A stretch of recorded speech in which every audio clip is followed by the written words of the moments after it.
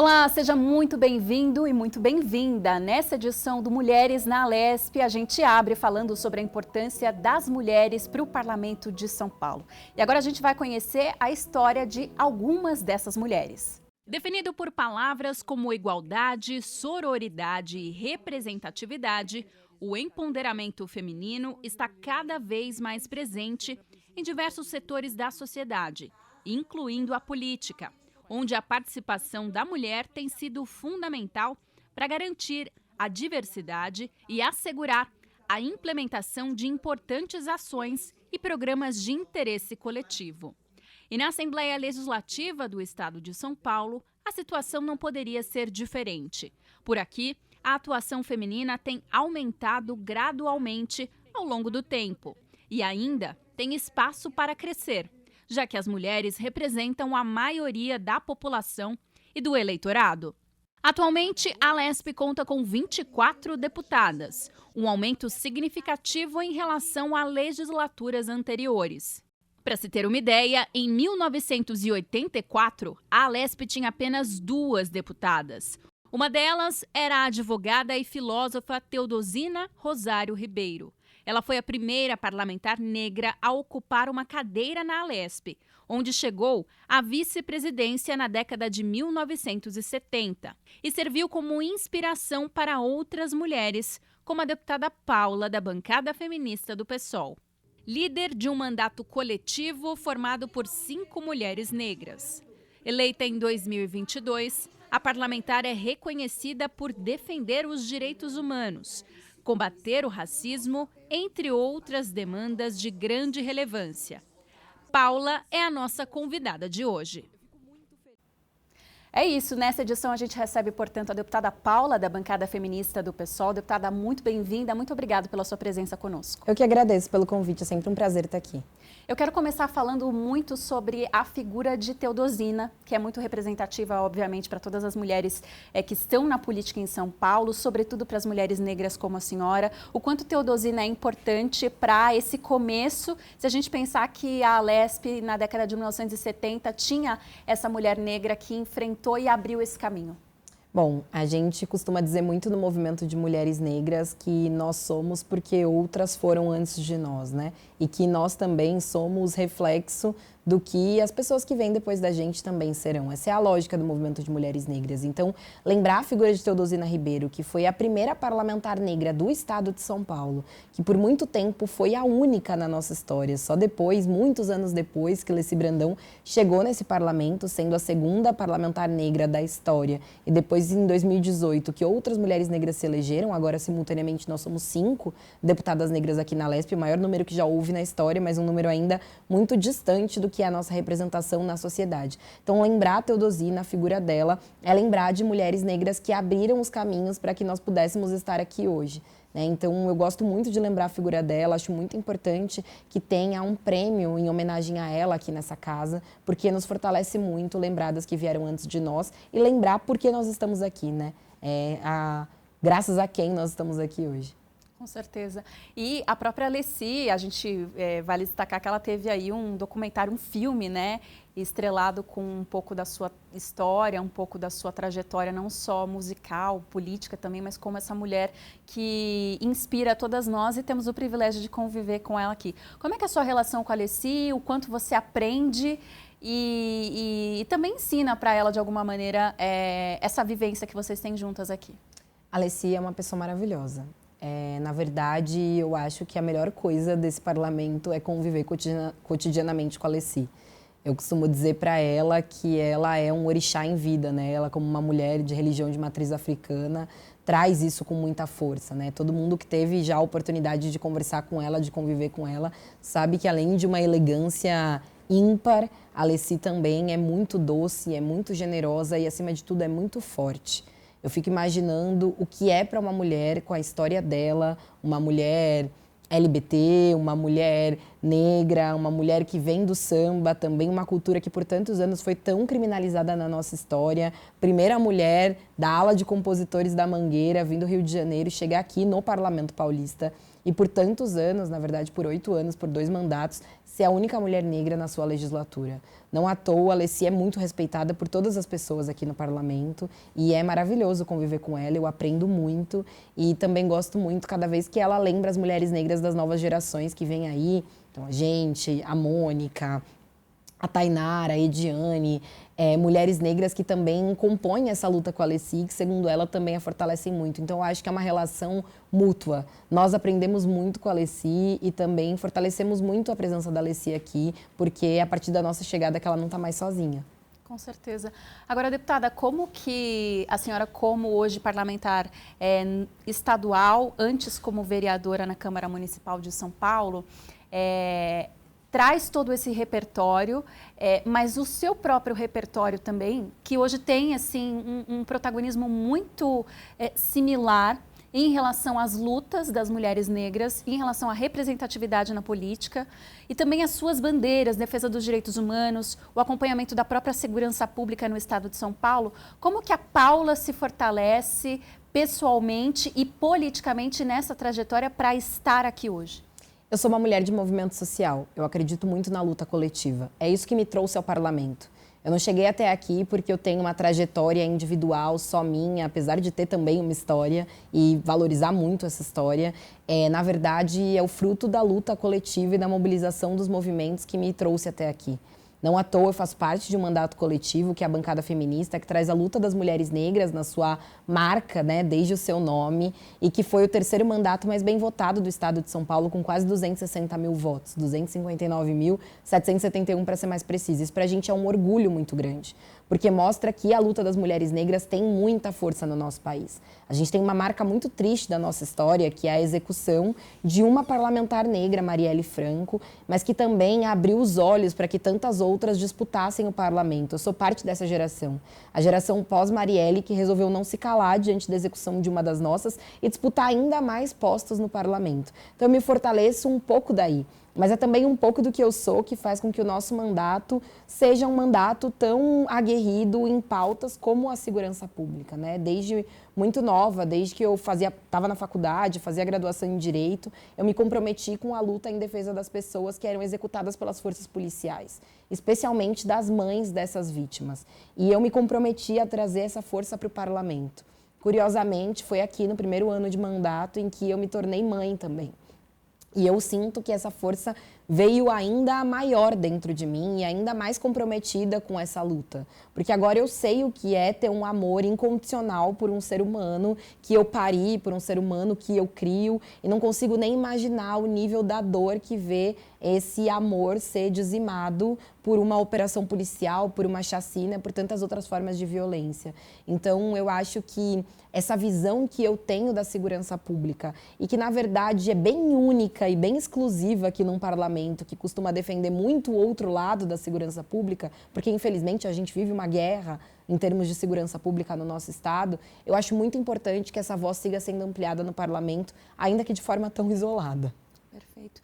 Como mãe, eu não posso deixar de tocar nesse assunto. Eu imagino que você, pela sua própria fala, traz esse sentimento de também ter uma responsabilidade de ser uma mulher negra, mãe de uma menina negra, e reforça a sua defesa e o seu compromisso com a pauta coletiva, que é fortalecer as instituições, a educação, os direitos humanos de uma maneira geral, para que a sua filha possa viver num mundo melhor do que o que a gente tem hoje. Com certeza. É o que a gente espera, né, deputada? Com certeza. Quando na Comissão de Segurança Pública, na prestação de contas do secretário Guilherme Derrite, eu questionei sobre a morte de um menino de 4 anos em uma operação policial na Baixada Santista, e ele me respondeu que o que eu fazia era vitimismo barato, eu estava me colocando no lugar de uma mãe que tinha perdido seu filho em uma operação policial.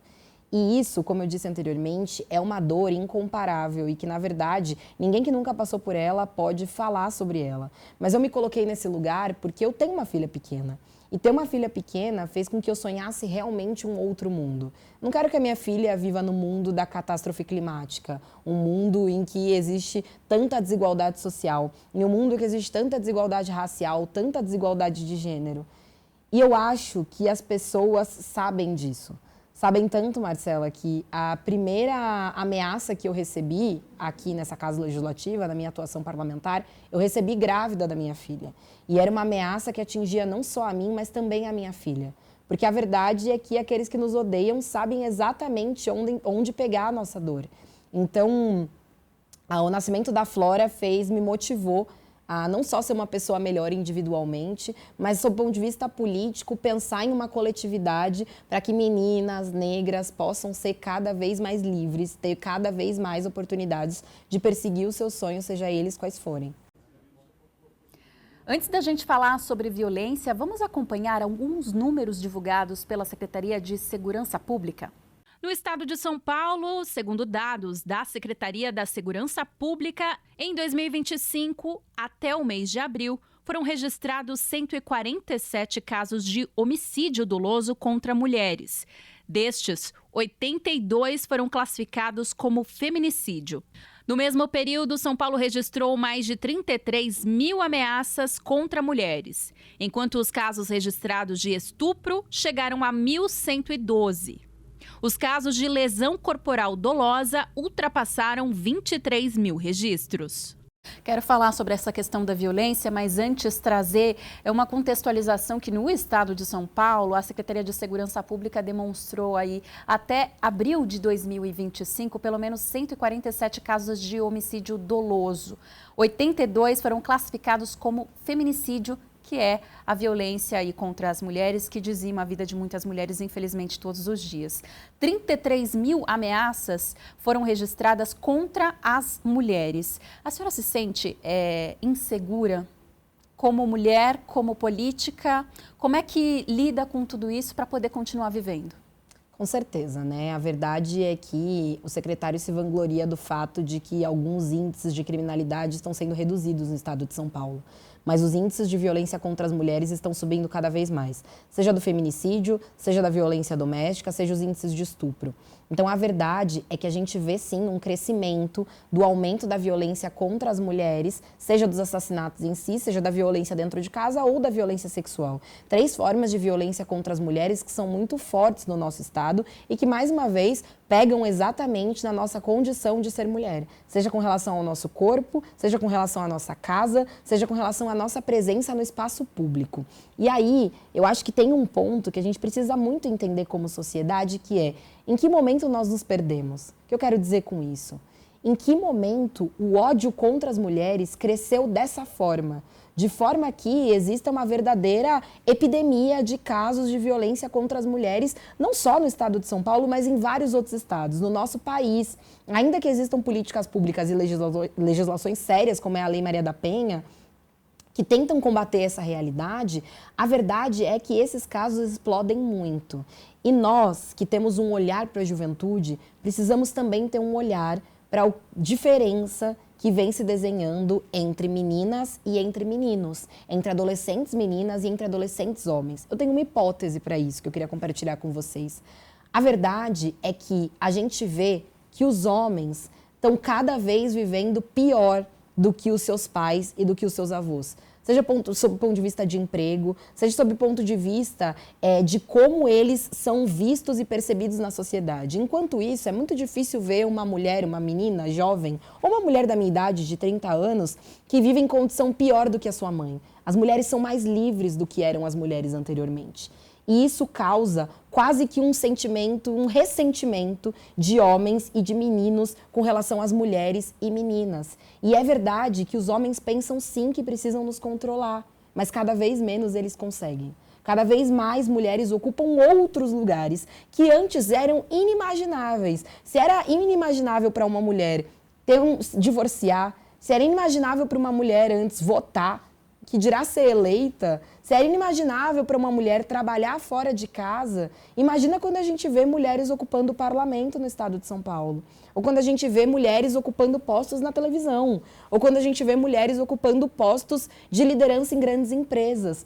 Isso gera também um ressentimento de gênero, e isso aumenta o ódio. Então, na minha visão, o que mais contribui para o crescimento dos índices de violência contra as mulheres, em qualquer uma de suas formas, é o aumento do ódio contra as mulheres. Então, quando a gente fala dessa política, nós que pensamos política pública, precisamos pensar duplamente. De que forma a gente protege as mulheres, mas também de que forma nós ensinamos os meninos e homens a não violentar mulheres. E acho que esse é o maior desafio da nossa sociedade nesse momento. Com certeza, sobretudo para as mães e pais, né?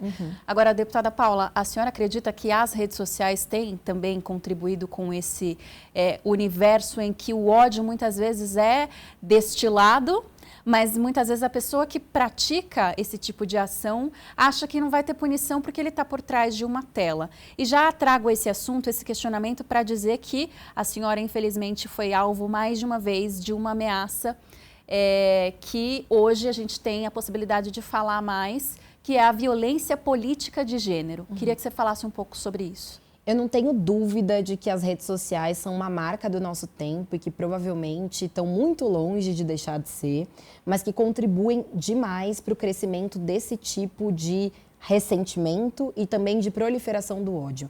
Em primeiro lugar, porque não existe nenhuma regulamentação. E que quando projetos de lei tentaram ser emplacados em nível federal para controle e regulamentação das redes sociais, inclusive por conta de crimes de ódio, esses projetos foram barrados, inclusive a mando das Big Techs. Inclusive sob influência das Big Techs, que foram publicamente, a exemplo do Google, dizer, olha só, querem te calar, esse é um projeto de censura, quando na verdade não era nada disso. O que a gente queria, e ainda quer, é uma forma de regulamentação para que as redes sociais não sejam uma forma de proliferação do ódio. Eu uso redes sociais e tenho certeza que a maioria das pessoas que nos ouvem, que nos acompanham, também usam redes sociais, porque atualmente a nossa maior forma de se comunicar, se relacionar por N razões, dentre elas pela razão de o capitalismo ter nos espremido em uma rotina de trabalho em que fica muito difícil fazer qualquer coisa fora do trabalho e do cuidado com as nossas famílias, então as redes sociais acabam sendo realmente uma forma de socialização. Agora, eu também acho que a gente precisa olhar com muita preocupação para todas as redes sociais, mas especialmente para aquelas em que existe muita forma de atuação de jovens e de jovens que acabam se constituindo em grupos que nós chamamos de grupos de ódio, de onde partem a maioria dos problemas, e por problemas eu falo ataques a escolas, como nós vimos inclusive aqui no estado de São Paulo, eu falo de desafios contra adolescentes, como nós vimos o desafio do desodorante, em que uma menina morreu fazendo esse desafio, ataques a animais, agressões a animais e, pasmem, também a violência contra parlamentares. Nós já sabemos, e eu falei que infelizmente você mesma falou, né? Infelizmente, essa não foi a primeira ameaça que eu sofri. Eu já sofri diversas ameaças desde que o nosso mandato começou. Ameaças que são monitoradas, controladas e investigadas, seja pela Polícia Civil, seja pela Polícia Federal. E nessa altura do campeonato, em que diversas parlamentares já foram ameaçadas, especialmente parlamentares mulheres, parlamentares negras, parlamentares lésbicas e bissexuais, em todo o Brasil, nós já sabemos que essas ameaças partem desses grupos de ódio como uma forma de desafio desses grupos, como pessoas que se desafiam numa espécie de gamificação, de jogo mesmo. Há diversos níveis de desafio, dentre eles a ameaça a parlamentares, mas existem tantos outros. Se automutilar, agredir animais, promover ataques a escolas, por exemplo. É por isso que é tão importante que esse tema seja debatido e seja regulamentado. Porque esses chans ou esses grupos de ódio na internet precisam ser desmontados. E só tem uma forma de fazer isso, Marcela: investigação séria por parte da polícia e regulamentação das redes sociais. E a gente sabe que vocês aqui dentro do parlamento têm um papel importante também na questão da criação de políticas de conscientização, de informação, de tratar desse assunto de uma maneira muito clara. Eu sou uma jornalista, estou em atuação há muitos anos, mas a primeira vez que eu ouvi a palavra chan, é assim que você fala, né? Foi aqui, quando vocês sofreram um caso de violência, que eu acompanhei na ocasião coletiva em que vocês, parlamentares, não só a senhora, mas outras que também foram ameaçadas, se não todas, ao lado do presidente André do Prado, falando à imprensa sobre aquele assunto. A deputada Andréa Werner, me recordo, citou essa palavra. E quando eu fui me deparar com o assunto, eu falei assim, gente, isso é muito antigo. Né? Isso está muito presente, infelizmente, em canais muito específicos em que há prática de jogos online e que se criou esse tipo de método. Então, como as autoridades não conseguem acompanhar esse movimento que já existe há algum tempo e que movimenta, inclusive, dinheiro, porque são redes de ódio que, infelizmente, se alimentam desse tipo de comportamento e que leva, muitas vezes, os mais jovens a entrarem nesse universo, né, e a se proporem a praticar esse tipo de desafio. Eu gosto muito de fazer a comparação e traçar essa linha tênue entre a mulher e a política. A Paula sente medo? Eu acho que com graus diferentes. A verdade é que eu aprendi a criar uma rede coletiva de fortalecimento. A verdade é que eu aprendi a exigir do parlamento e do Estado brasileiro proteção para que eu possa exercer o meu mandato. E a verdade é que eu também adotei algumas medidas em âmbito pessoal para fortalecer a minha segurança. Porque eu não estou aqui para ser bode expiatório de nada. Eu não estou aqui para ser boi de piranha. A verdade é que eu fui eleita como a terceira parlamentar mais bem votada do Estado para exercer o meu mandato. O meu mandato em favor das causas que eu defendo desde a campanha eleitoral, desde a minha organização dos movimentos sociais, assim como as demais codeputadas do meu mandato. Então, na verdade, Marcelo, eu tento colocar isso como uma obrigação do Estado brasileiro de nos proteger. É por isso que quando nós recebemos essa ameaça, a primeira coisa que eu fiz foi ligar para o presidente André do Prado, porque ele precisava saber. Ele precisava saber que num parlamento que tem de 94 deputados, 25 mulheres, 24 atualmente atuando, essas 24 mulheres tinham sido ameaçadas. E que essa ameaça não era uma ameaça só a nós mesmas e às nossas famílias. Essa era uma ameaça ao parlamento do Estado de São Paulo. Isso era um ataque democrático. E é nesse lugar que a gente precisa colocar a violência política de gênero. A violência política de gênero se tornou crime recentemente no Brasil. Seja no um crime eleitoral, seja no Código Penal. E ela se tornou crime porque a gente teve um caso emblemático, que foi a execução de Marielle Franco, mas também porque, na verdade, mulheres vêm sendo vítimas, mesmo antes das redes sociais, de violência política de gênero, desde que começaram a exercer os seus mandatos e começaram a defender as suas pautas. Inclusive, quero aproveitar, você lançou, junto com outras parlamentares do Brasil inteiro, um movimento aqui em São Paulo, com um evento que aconteceu aqui na Alesp algumas semanas atrás. Conta um pouco para a gente como é que essa luta tem se fortalecido e como é que esse medo, não só pessoalmente seu, mas de outras mulheres, tem se transformado em luta, como vocês chamam.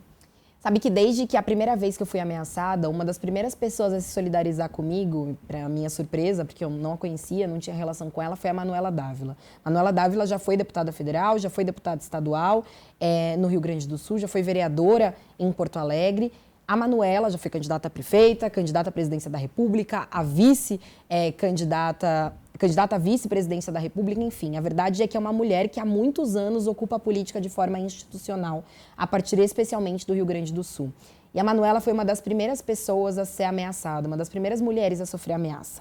Ameaças de diversas ordens, mas ameaças inclusive dirigidas à sua filha. A filha da Manuela foi agredida. Fake news em momentos em que a gente nem sabia o que era fake news, em momentos que a gente nem tinha redes sociais de forma organizada como a gente tem hoje, já eram organizadas para que a Manuela fosse atacada.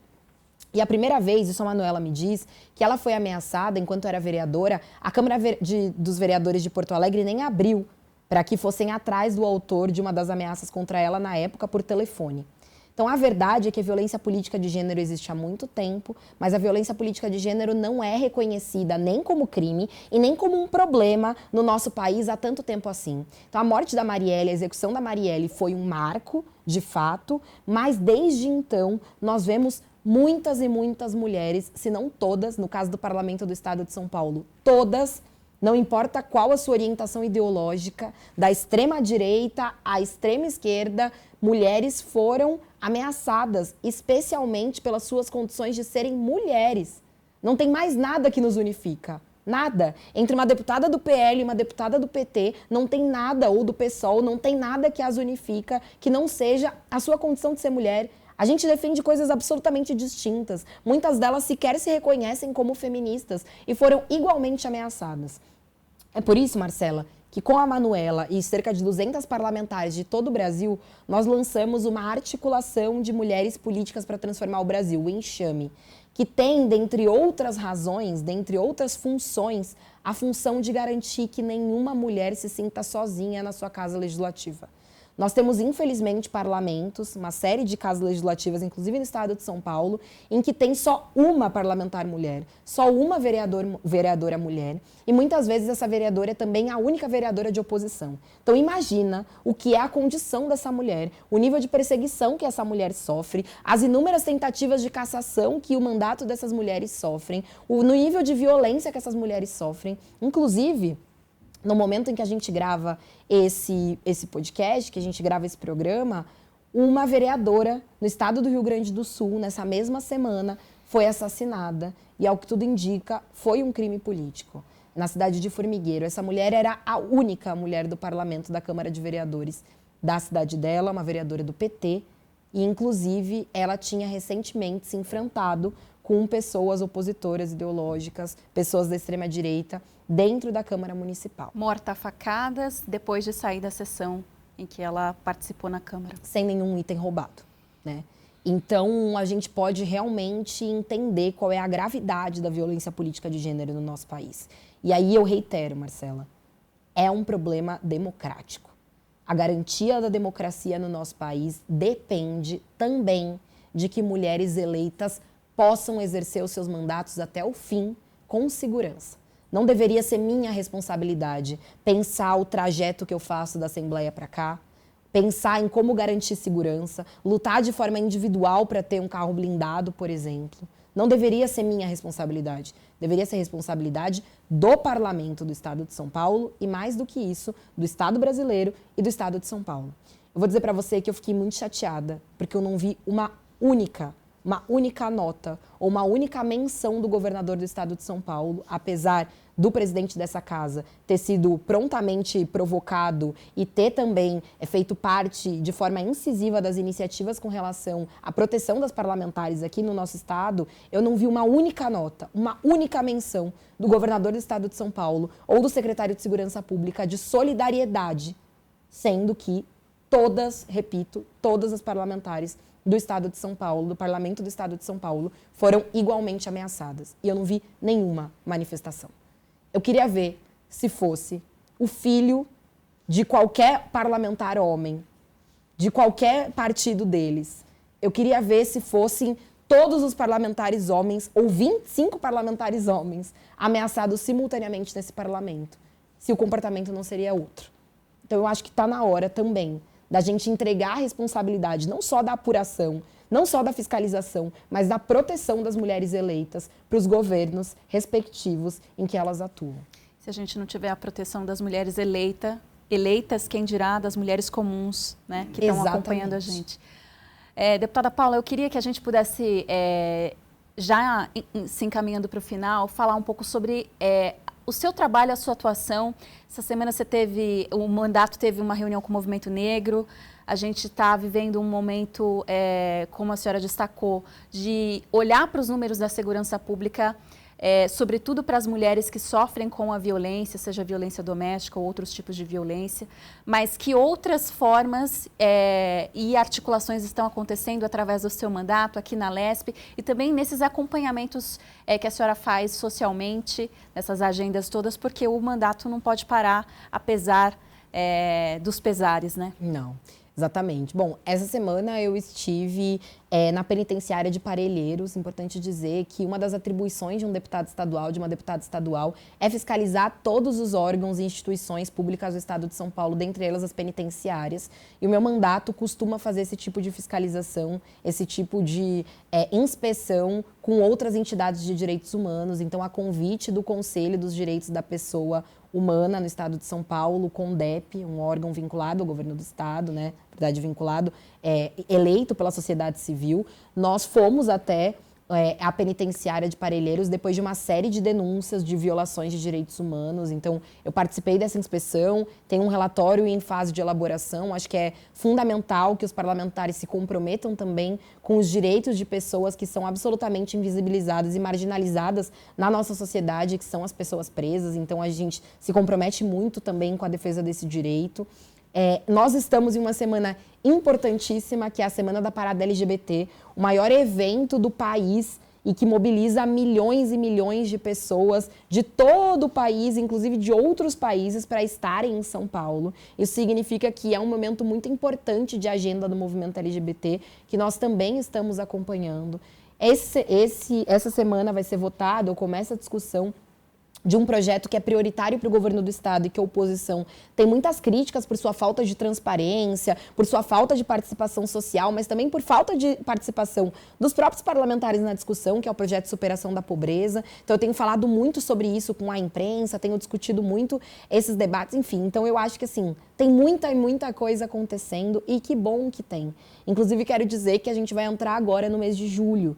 E o mês de julho tem o dia 25 de julho, que é o Dia da Mulher Negra Latino-Americana e Caribenha, um dia importantíssimo de agenda do movimento de mulheres negras. Então, apesar de ser recesso parlamentar, nós estaremos na rua fazendo muito debate, articulando com muita gente, construindo muita luta, porque além do Dia das Mulheres Negras, dia 25 de julho, a gente também tem uma agenda muito importante dos movimentos sociais que acontece em julho, em agosto, até setembro, que é o plebiscito popular pelo fim da escala 6x1. Então, quero também convidar todo mundo aqui que está acompanhando a gente a votar no plebiscito. A gente tem urna que fica no nosso gabinete, enfim, então é muito importante a participação popular e social em agendas que a gente considera tão importantes e, claro, o nosso mandato está não só aqui dentro, mas também na rua todos esses dias. E nas redes sociais. Também nas redes sociais. Quero agradecer a você, deputada Paula, da bancada feminista do PSOL, pela participação, pela disponibilidade, por compartilhar não só as dores, mas as ideias também e a expectativa, né, para um futuro mais promissor para novas mulheres, e é isso que é principal objetivo desse programa que a gente traz aqui na programação. Muito obrigada. Eu que agradeço e digo que vida longa o projeto Mulheres na Alesp. É muito legal essa iniciativa. Parabenizar a Rede Alesp por isso, parabenizar você, Marcela, por estar também à frente desse projeto. Acho que é muito importante que a Rede Alesp dê a visibilidade necessária para as parlamentares mulheres, porque nós ainda somos poucas, mas nós somos muitas, muito fortes, e eu acho que é muito importante dar projeção a esse trabalho. Muito obrigada. A gente agradece você também que esteve conosco até aqui, desejando que você continue na nossa programação. Um abraço forte para você, a gente se encontra. Até mais.